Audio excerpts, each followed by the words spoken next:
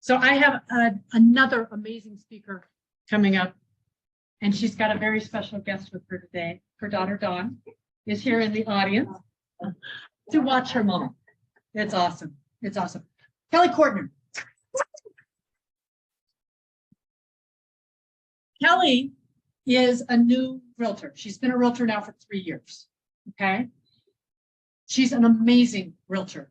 She closed 42 transactions her first year. How many of you that have been in business for a long time wishes you closed 42 transactions a couple of years ago, right? Okay. Okay. Not only did she close 42 transactions her first year, she kept the pace. And we all know how the pace ended in the end of 2022 when it got a little bit more challenging, right? She kept the pace. She kept up with it. She's a previous military spouse. She has 2 kids, and we're blessed with one of them here today. And she's purchased 9 homes in her short tenure, because she's not very old. But she's purchased 9 homes, starting at 19, had 3 of them by the time she was 23, has this passion for real estate, and she does it well. So now help me welcome Kelley.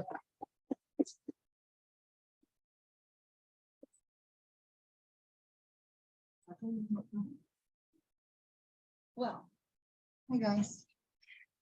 I want you guys to take it like all this in mind. I did not do any of this. So if you guys can listen to me and also do that, imagine how great you'll be. Okay, so let's start. Oh, that way? No, thanks, Carrie. All right, so she said a lot. Kelley said a lot that I am a mom of 2, a previous military spouse. We lived in 5 states. I lived in Germany. I traveled the world. I did nails for 20 years before I got into real estate. And like she said, I bought 3 homes by the time I was 23. And I basically didn't realize Hey, Kelley, you're going to have to talk a little bit louder. I did not know that I didn't know I needed to be in real estate. I did nails, and I was doing nails one day on a girl who was a single mom, and I'd already bought 8 homes. It never occurred to me that real estate could be something that I'd be really great at. And I decided that day that I was going to go take my tests. January 21st, 2020, I registered. And by March 4th, I had my license. I did not know, I guess I didn't know I was old enough. I'm 40 now, and the people who sold me my houses when I was 19, they were in their 40s. We didn't have Selling Sunset where you were young and you sold a lot of houses. So seeing a single mom younger than me made me realize maybe I could look into this career, and went with it. So starting out, let's see, this is how I did my 42 deals my first year.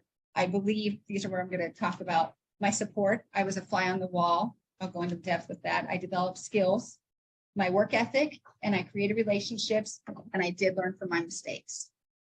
So being a fly on the wall, listen. What I learned is to listen. Do not reinvent the wheel. Someone's probably already done it. So why don't you just leverage those people and learn from what they've done and implement to your success?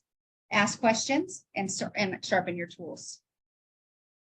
Okay, so what I learned, being a fly on the wall. When I get a referral, I want to share this.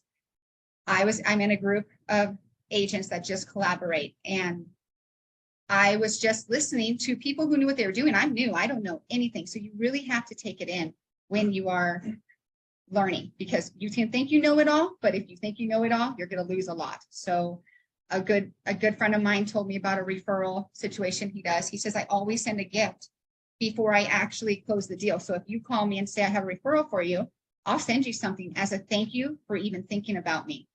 I learned that from being a fly on the wall. I sent this guy in Littleton a $25 Amazon gift card, closed the deal, and he called me and he says, you know, Kelley, I had a referral partner in Colorado Springs, but he was out of town, and I like the way you do business. So moving forward, we've actually co-listed in Littleton together. We've actually closed 2 other, he gave me 2 other clients. So starting with just that little bit of advice from somebody being a fly on the wall got me to start thinking, okay, appreciate somebody who's going to give you something, and not because you got a paycheck and then thank them ahead of time, build those relationships. And when you have that support and you need answers, we have a great support system. I am an orphan, I say here. My sponsor is in Arizona, but I know that I have everybody that everybody shares their playbook. Everybody will help you. If you need answers, you can ask somebody for help, and we're all willing to help each other, which everybody says they do that. But firsthand, I think I actually got that. I knew that I could ask for help and get those answers because I knew I didn't know it all. And because somebody's already done it, let's just go there. Like if you have a hard transaction, somebody's probably can help you through it. If not, you guys work together and someone will help you get through it. I'm going to talk about how to farm. So I didn't know how to farm. How would I know? I'm new. So listening, as we get on that fly on the wall, I farm once a month in my neighborhoods. I make it very important to do little silly Popeyes. I like Popeyes. I think they're personable. You're not just, a postcard's not going to get somebody to think about you. And honestly, not even a conversation heart dropped off on their desk. You need to still have those personal connections with people, but being front of mind and having those relationships of your neighbors, let them know that you are in real estate. I say, don't be a secret agent. I will tell everybody I'm in real estate. I mean, that is the first thing. I want a referral. I don't care if I don't have an agent in Tennessee. I have a friend in Tennessee. I'm going to tell you I have a friend in Tennessee, and then I'll find a friend in Tennessee, and I will get those relationships built. I've gotten deals from going to AT&T. My phone number got messed up. It's not a good thing when your phone number gets messed up and you're in real estate. Everything has your number on it. I'm complaining. I'm really nice, but I'm complaining to the workers, and there's a client sitting there. And I said, do you want to buy a house? Less than 45 days later, we bought a house. I went to Lowe's. I'm on my Zoom calls because I do these weekly Zooms with my upline. And I'm always busy, but I'm Zooming and I'm still paying attention with my ADD. And they're talking to me on the Zoom, and I'm talking to this person. Do you want to buy a house? And we close on a house. I don't mind asking for somebody to use me. You have to get out there, because if you're a secret agent, you're not going to get the business. Be a thorn in someone's side. Be able to help somebody. Do a CMA for free. There is no reason to not offer your skills, because we pay for them anyways. Just tell them, because you never know who those people might know. It may not be my neighbor wanting to sell a house, but their mother-in-law might want to sell a house. So again, don't be a secret agent, and make sure you farm. I farm a lot, and I'm working on fine tuning my farming, because it is a lot to walk your neighborhood. I wish I had the paper boy that could throw it, but I do believe it still needs to be personable. My kids can drop it off, and sometimes they don't all make it, but it is important that you do your own footwork, because they get to know you and not just your assistant or somebody who doesn't really know you. You can't have somebody else sell you as more than you can sell yourself. And okay, my work ethic, I think that for sure a lot of my skills was being a manicurist for 20 years. I learned that if I don't work, I don't get paid. So something important is you have to show up to the job and you have to work it. No one is good. You can join a team and you can hope you're going to get those leads. But when those go away, how are you going to learn to get your own leads? You have to learn how to do it yourself. So nothing is handed to you in this business. They will all promise it. They will not give it to you. Maybe the first 2 deals, but you have to learn in order to be successful on your own. The goal is to be successful on your own, not always getting everything handed to you. I say take the dirt listings. This is a good one. I don't ever not take an opportunity. It might be a piece of land in the middle of nowhere, and I get this referral. This is an example. I think it was a $500 commission, and I probably owed a referral fee of who knows how much, right? It was nothing, but it was an opportunity. And I always see it as an opportunity to get to know somebody, and hopefully they like the way I work and they recommend me. That's what I want. At the end of the day, you want referrals. So I took this piece of land. And another thing, I do not cold call, but when I have you on the phone, I really want to get to know you. So this gentleman calls me. He's got a number that I know the zip code because I'm from that area. Well, of course, I'm going to go into details because I want him to use me. So I'm going to get you to know me. And he's telling me he has a Marietta number where I'm from, but he's in Arizona. Well, what part of Arizona? Oh, I'm in Needles. Oh, my parents have a house in Needles. Just keep talking. Well, they were neighbors, and he just called me off of a lead site, probably off city when it was working. And I sold his $500 land. Okay. He actually gave me a futon because we were so close and he was moving. So it was even better. And I'm in Colorado. This is an Arizona person that wants to buy land in Colorado. So he's not even here. And that turned into him recommending me his daughter, him recommending his son-in-law, and he's bought another property from me. all from the dirt and all from the time. And I did not care that that was going to give me maybe $200. It was never about the money. And I think that if you get your mindset that it's never about the money, it's about the relationships, the money will come. It is important to know you're not just doing it for the money, because if they see that, they're not going to use you. They want to know that you care about them from start to finish and then a follow-up. So that's why I sell dirt anytime. Okay, so these are the obviously relationship businesses. It takes a lifetime, I think, or they say it takes a lifetime to build a clientele when you're doing it in the beauty industry. I built my clientele probably 6 months every state that I lived in, even in Germany, I did it. And it was based on referrals. And I appreciate those. That's why, when you're even doing nails, and I'm putting it based on real estate, you sell houses. And if you're living in Tennessee, I want you to know I'm in Colorado. I go to a lot of events. I travel a lot we've gone to Florida. I've gone to Arizona. I'm heading to Texas.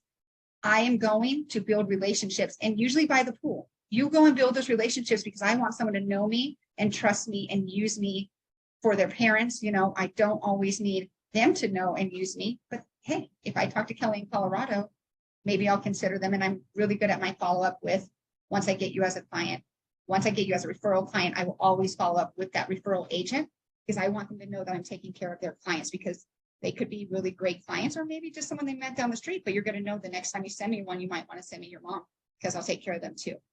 So that to me is really important. I say, don't be selfish. And I'm a mentor. I was really lucky to have a great mentor. And I learned a lot my first year. 2020, I wrote 10 contracts for the same guy. I mean, a lot I've heard, because I'm new. I hear that you usually maybe do 12 deals a year. You do one contract and you get the house. Well, we were in a situation where you had to do 10 different buyer contracts. And I learned a lot, because I really got lucky to learn a lot. So because I saw that I was able to help or learn a lot, I wanted to give back. So I became a mentor my first year. I did enough transactions that I had enough under my belt, but I also felt like if I did not know the answer, I knew that I could find out the answer. And I was better off to help somebody than somebody who wasn't really giving the investment time towards somebody. So don't be selfish. I feel like do stuff without expecting anything in return. A lot of relationship building in my career is, let me help you do something, and with an open heart, and not because you want something in return. Why does that work? I got a referral from a appraiser lady, my very first listing 3 years ago. I'm scared, nervous, and I'm at this appraisal appointment. And we couldn't even go in the house because it was COVID. She didn't even go in the house, and we're 10 feet away with our mask on. She's talking to me, and I'm shaking. And of course, I had my mentor that tells me how to meet the appraiser. Always meet the appraiser. And she's asking me these questions, and I was not good at my what is it when you write your description of the property. She's like, Kelley, you need to do this, you do this. Well, I hung on her like a leash. She's an appraiser, and she's one of my best friends now. And she has helped me along the way. She gave me a BPO referral, and I didn't charge for it. I didn't care. My friend asked me to do something, so I did it. So I met these gentlemen. They want to flip their house on their own. And I went there and I gave it to them for free. And I pitched myself, hey, if you are interested in selling this house without you, I could probably get you more money in this. And oops, 2 days later, they called me and I have the listing. So don't be afraid to ask when you're there. They know I wasn't there to sell the house. They thought I was just there, but always give and ask, and hope that they see your heart and want to use you. And it's going good. So let's see, am I going the right way? Yeah. So I made a few mistakes. I will admit to your mistakes. Okay. So important. This industry there are agents. Should be on the same team, in my opinion. Buyers and sellers. At the end of the day, it is not about us. It is about our clients. I'll tell you a few things. My clients did not wear a mask during COVID, and man, did I get ripped a new one from the agent. Your clients did not wear a mask. It was a text message. Well, I felt like that text message needed a phone call, because respectfully, I wanted to apologize to that client's or the buyers, the sellers, because it was not okay that my clients didn't wear a mask. I couldn't force them to wear a mask, but I wanted them to know that, hey, apologize for your clients for me. And I think that some people in this industry might want to fight. Someone, not everybody's nice, but step up, own it, apologize. And those relationships are what you build on for future relationships. I know that at the end of the day, it's not personal. It's not between you and me. It's about getting to the closing table and have that open communication with all agents. So apologize when you mess up. And no real estate transactions are the same. I can tell you, I don't think I've had one that's the same. I've done 100 deals in 3 years and not one is the same. And leverage the people that might have been doing this longer and maybe they've had it, but at the end of the day, I bet we've never had the same transaction, right? Everything pops up. You got to be flexible because everything changes and just got to be on your toes, but make sure you do it with a great heart and not selfishly. Do it at the end of the day. It's about your clients and not about yourself. Okay. And own your mistakes and be willing to learn. I told you that. Let me go one more just to make sure. Okay. So another thing that I did, some of the mistakes that I have made, I've been fired from a listing. I have. They didn't like me. Our communication was not there. I tried, but at the end of the day, they didn't like me. Did I get mad, upset? I learned what I could have done differently. I haven't won a listing. I mean, I have, but I've lost listings and I've asked why. I have no problem. I go to a listing presentation and I do my SPU, and it was actually a referral from that appraiser. Meet the appraisers. They are very helpful. She gave me this listing appraisal and I confidently went in there thinking I got the deal, because half the time, don't you think when you get a personal referral, they're probably going to use you? He didn't. Well, I asked him when I left, why didn't I do it? And I needed to know. And he said that I did not offer a handyman and I didn't offer a staging and I didn't offer I added a cleaning. So what I did in my presentation, so it was pennies. When you think about losing a opportunity of a great commission and a handyman's $100, why didn't I do that? Why didn't I think about that? Obviously the previous listing or agent that came in offered it. So I went home and I rewrote my listing presentation, because I'm not going to lose the next time by shortening myself and not realizing maybe a couple $100 to get the great deal. So be ready to change it up. If you think you know what you're doing and it doesn't work, try something else. So I need a listing to go see if it works now. And I'm going to talk about thick skin. So I have cried 3 times in this business. 3 people have made me cry. And I've had to work with one again. And at the end, I could tell them I don't want to work with them. I could tell my clients, ethically, I could say this was a very hard transaction, but I don't let that stop me. I will absolutely call that agent. We've had to work together and we worked through it, and you cannot take it personal. You just have to roll with it. Some people might just have a bad day. They might make you cry. Don't tell anybody you're new, because then they'll really make you cry. I wouldn't make you cry because I've been new, but ethically, I feel like we have to help each other, and you should help somebody new.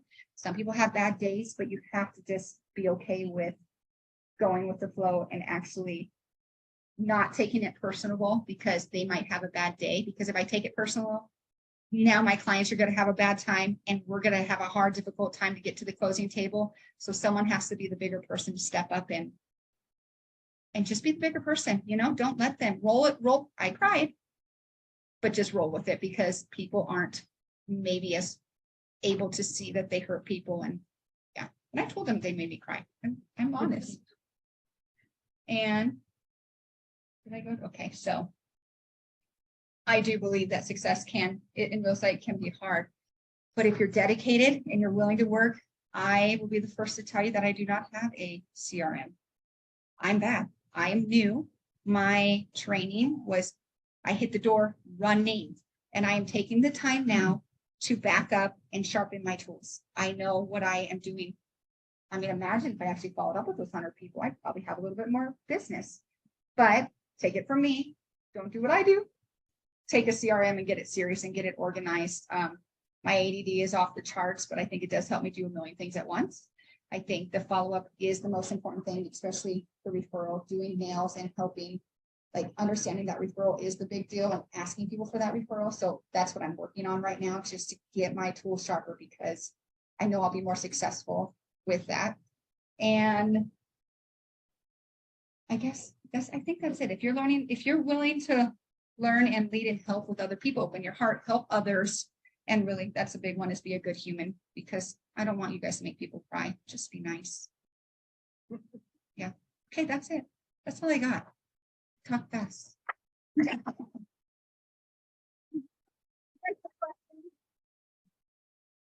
Yes. You mentioned that you should not close. This one's- Hi, I'm Kelly. Do you want to buy a house? That's my cold call. I am a personal to. Oh, okay. Fine. So your question was, I don't cold call. And what do I do to lead generate? I don't shut up. I don't shut up. When I like to go places. We have kids, we go to church, we go out. I make it I will wear my name tag upside down at the grocery store and hope someone looks at it. Oh, I'm so sorry. It's so upside down. This market is crazy. Are you looking by yourself? I have no problem talking to anybody about it. And they may not be moving or buying or selling, but at least they know what I do, right? And if I do have send out cards. Like, I love send out cards. I do have mailbox power. I'm more of a gift giver type of person, because I don't like just a postcard. I want you to have something tangible that you can think about me. I do, you know, the Century 21, it's like 1955 and still on your refrigerator magnet, you know, those. I like doing to-do lists. It may not do anything, but I have gotten 2 deals in my neighborhood because my magnet was on the refrigerator. So just have that stuff available, because they're going to throw away the pen. They're going to eat the popcorn you're going to deliver to them, but get something that actually is useful that they might be able to use. But follow up is the best. I mean, the next person they can walk in could totally use them because you never followed up, even though you gave them a magnet, right? So this industry is not commitment like heavy. They are first come, first serve, or the shiny object. Oh, you'll help me. I used my agent 7 years later, and she never popped by. She never did anything, but I was loyal. And now I realize I would never use her again. No offense, but somebody else might work harder to get me. And I think that that's important in the industry. Anybody else? Yes, you. Don't get mad at me because I don't have a CRM. Thanks. What is the one marketing thing you do to bring most business forward? And really money maker for it? Well, okay. Repeat. I'm going to repeat the question. So one of the number one marketing things that I do, I can say I started out with Op City. I closed 17 deals and I called 400 people. That was my start. But I believe that my open house structure, I believe I want the next deal when I get the deal. I have done 1%ers. I'll tell you this. No family member is going to trust me for a 3% commission when I'm a first time agent. I didn't felt that. So let me get it for 1%. Let me sell my soul and try to do it. But what I did is I leveraged it. I do a nosy neighbor. When I am doing an open house, we have professional photos always. I learned that in my group. Not everybody does that. It is important. What you present out, it's like a dating app. Which way are you going to swipe if you see a beautiful house or you're going to see an iPhone, right? I need that one that wants to like, look at mine. So I will do a nosy neighbor for coming soon. I apologize for the traffic. I say come an hour early because I want to meet the neighbors. Why? I want to meet the neighbors because I want to buy or sell their house. So then I will talk to them. I don't do sign-in sheets. I do not do sign-in sheets at open houses. I will talk to everybody. I'm not up their butts. I will let them walk around. Do you have any questions? Oh, you know, the sprinklers, you know what? I don't know about the sprinklers. So give me your number and I'm going to ask with that. I'm going to find out what they want. And I will now have you as a client. I will, you know, of course I ask, are you represented? Because I won't do anything. I believe in ethics. I do not believe in, you know, I'm not the type. So if they have an agent, I'll push it a little bit to see who their agent is, because everyone has an agent. They don't want to be bothered. But if I can find something to talk to them about, I will get their number and I will follow up that way. And then when I close that house, I will send them a card. Just sold. It was great working with the neighbor. If you need anything, let me know. So I think I've gotten most of my business by the next business. Like, I need this to get to that, and it's hustling. You have to hustle. Nobody is handing in this business to you. Is that good? So closing 40 deals in a year is a bit of a chore. Right? It's a lot of work. Do you have a team? Do you have assistants? Who do you work with to help you with that? The first thing you need is a TC. I got my TC and poor TC. I got my TC at my 5th deal and I was new and she just wanted to help me.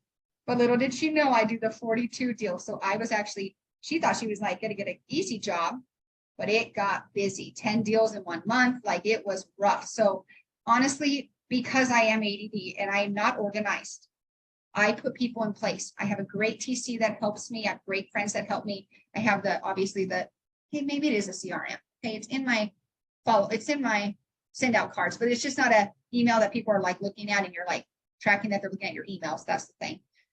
So honestly, putting people that are better than you in place to make you look good is, I think, how I did it. I knew that if I'm not good at this, I put someone there to help me. And that's what helped, is pick the right people to make you successful. What other questions do we have for them? If anybody needs a mentor or somebody to look over contracts, I always volunteer and I don't care.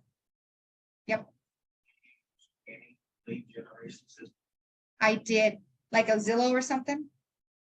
I paid, okay, I've done Quizzo, 0. I've done whatever set schedule, 0. I've done Zillow. Let me tell you everybody about Zillow. If you don't have a lot of money, ask the questions. I paid $1,800 a month. The very first phone call I got, I have an agent and I called Zillow and I said, I'm not okay with this because I will not ask. I know this is if you do Zillow, you have to dig deep and you have to meet them. And I'm not ethically going to do that. I do not. You have an agent, I'm respecting that. Okay, you might lie, but I'm not going to push it. I tried to cancel Zillow because I was really upset with the way that they were trying to make me feel like I had to like steal someone as a client. And they said, well, it's a 6-month commitment. It's $1,800 a month. If you cancel, you have to pay 3 months. So they basically got me to stay and it cuts off that day. So you would get nothing and lose a lot of money. So I ended up closing 2 deals with Zillow and I broke even and I've never used another system again. No, I don't, unless you're paying 20 grand. I don't know what everybody pays, but I don't have the money to go pay all that money. And I do believe, like doing nails for the 20 years, referral base is everything. That's why I have people everywhere. I'm in with EXP, I'm in 10 states and I have 24 people under me, and that's built my community so far. But if I don't have a state, I'll be honest, I'll choose a KW agent in a different state before I'll choose EXP because I see that as opportunity to try to get them over to EXP. Yeah. Anything else? Other questions? You did a wonderful job.